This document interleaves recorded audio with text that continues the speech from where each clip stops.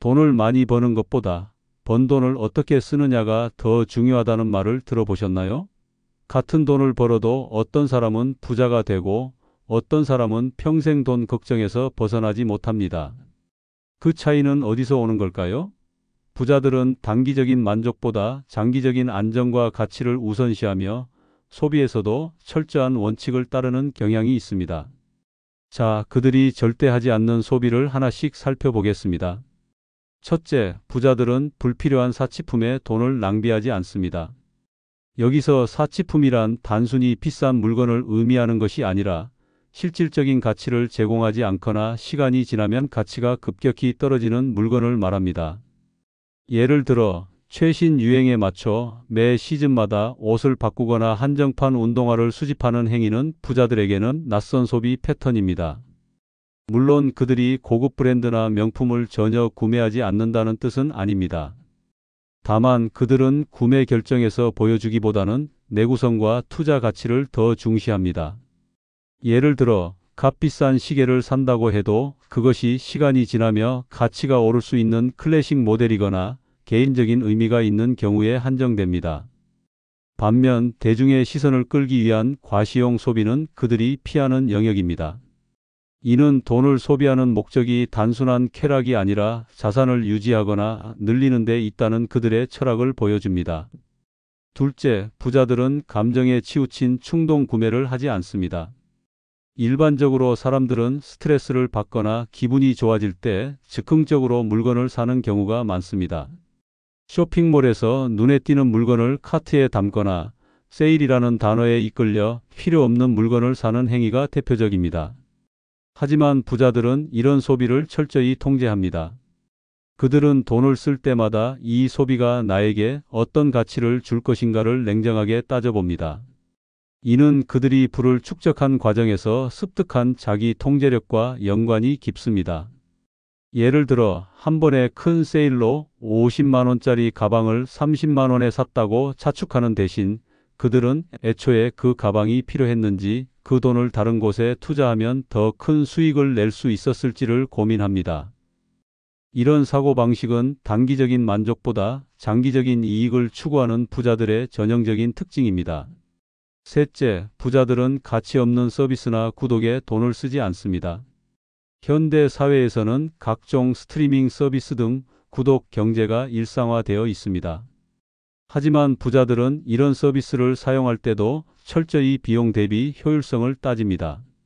예를 들어 한 달에 한두 번 보는 스트리밍 서비스에 매달 1만 원을 지출하는 것이 과연 합리적인지를 고민합니다. 그들은 필요 없는 구독은 과감히 정리하고 정말 자주 사용하는 서비스에만 돈을 씁니다. 이는 단순히 아끼려는 태도가 아니라 소액이라도 불필요한 지출이 쌓이면 큰 손실로 이어질 수 있다는 것을 알기 때문입니다. 또한 무료로 얻을 수 있는 정보에 돈을 지불하는 것도 피합니다. 인터넷에 널린 무료 강의나 자료를 두고 굳이 비싼 온라인 코스를 구매하는 것은 그들에게 낭비로 보일 가능성이 높습니다. 넷째, 부자들은 빚을 내서 소비하지 않습니다. 신용카드 할부나 대출을 활용해 생활 수준을 유지하려는 사람은 많지만 부자들은 이런 방식을 극도로 경계합니다. 그들은 소비를 위해 돈을 빌리는 순간 자신의 자산이 아니라 남의 돈으로 생활하는 것이라 여기며 이는 재정적 독립을 해친다고 봅니다. 예를 들어 새 차를 사기 위해 대출을 받는 대신 그들은 현금으로 구매하거나 더 저렴한 중고차를 선택할 가능성이 높습니다. 이는 부자들이 이자라는 추가 비용을 피하고 자산을 온전히 통제하려는 태도에서 비롯됩니다. 빚을 내는 것은 투자와 소비를 구분하지 못하는 사람들의 특징이며 부자들은 부동산 담보 대출과 같은 투자로 인한 빚과 소비로 인한 빚을 명확히 구분합니다. 다섯째, 부자들은 사람들에게 과시하기 위해 돈을 쓰지 않습니다. 흔히 부자라고 하면 화려한 파티를 열거나 비싼 레스토랑에서 식사하는 이미지를 떠올리기 쉽지만 진짜 부자들은 이런 소비를 최소화합니다. 그들은 타인의 인정이나 부러움을 얻기 위해 돈을 쓰는 것이 비효율적이라고 생각합니다. 예를 들어 소셜 미디어에 올리기 위해 고급 레스토랑에서 비싼 코스 요리를 먹는 대신 그들은 집에서 간단한 식사를 하거나 정말 맛을 즐기기 위한 식사에만 돈을 씁니다. 이는 그들이 외부의 시선보다 자신의 만족과 실질적인 삶의 질을 더 중요하게 여긴다는 점을 보여줍니다. 과시 소비는 일시적인 만족을 줄 뿐 장기적으로 자산에 기여하지 않는다는 것을 그들은 잘 알고 있습니다. 여섯째, 부자들은 시간과 돈을 낭비하는 값싼 물건에 투자하지 않습니다. 흔히 가성비라는 이름으로 저렴한 제품을 사는 경우가 많지만 부자들은 오히려 이런 소비가 더 큰 손해를 초래한다고 봅니다. 예를 들어 5만 원짜리 신발을 사서 6개월 만에 망가뜨리는 대신 20만 원짜리 신발을 사서 몇 년간 신는 것이 더 경제적이라고 판단합니다. 이는 단순히 돈의 문제가 아니라 물건을 자주 교체하며 들이는 시간과 에너지를 아끼려는 태도이기도 합니다.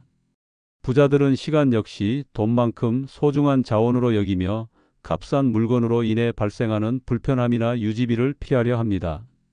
마지막으로 부자들은 미래를 위한 준비 없이 현재만을 위한 소비를 하지 않습니다. 그들은 언제나 재정적 안정과 미래의 기회를 염두에 둡니다. 예를 들어 휴가를 위해 저축을 하지 않고 당장 여행을 떠나는 대신 그들은 여행 비용을 미리 계획하고 남는 돈으로 투자처를 찾습니다. 이는 그들이 단기적인 즐거움보다 장기적인 부의 축적을 우선시한다는 점을 보여줍니다. 또한 비상시를 대비한 자금을 항상 확보해 두는 습관도 여기에 포함됩니다. 예상치 못한 상황에서 돈이 부족해지는 일을 막기 위해 그들은 항상 여유 자금을 유지하며 소비를 조절합니다. 결론적으로 부자들이 절대 하지 않는 소비는 단순히 돈을 아끼려는 태도에서 비롯된 것이 아닙니다. 이는 그들의 사고방식, 즉 돈을 도구로 보고 그것을 통해 더 큰 가치를 창출하려는 철학에서 나옵니다. 불필요한 사치, 충동 구매, 가치 없는 서비스, 빚, 과시 소비, 값싼 물건, 미래를 고려하지 않은 지출 등은 모두 이 철학과 맞지 않는 행위들입니다. 부자들은 돈을 쓰는 데 있어 철저한 기준과 원칙을 세우고 그 원칙을 지키며 살아갑니다. 이런 습관이 그들을 부자로 만들었고 부자로 남게 하는 핵심 비결이라 할 수 있습니다. 이 글을 통해 우리는 단순히 소비를 줄이는 것을 넘어 돈을 대하는 태도를 재정비하는 계기를 가질 수 있을 것입니다. 부자처럼 생각하고 행동한다면 우리도 그들처럼 재정적 자유에 한 발짝 다가갈 수 있지 않을까요? 도움이 되셨다면 구독과 좋아요 부탁드립니다.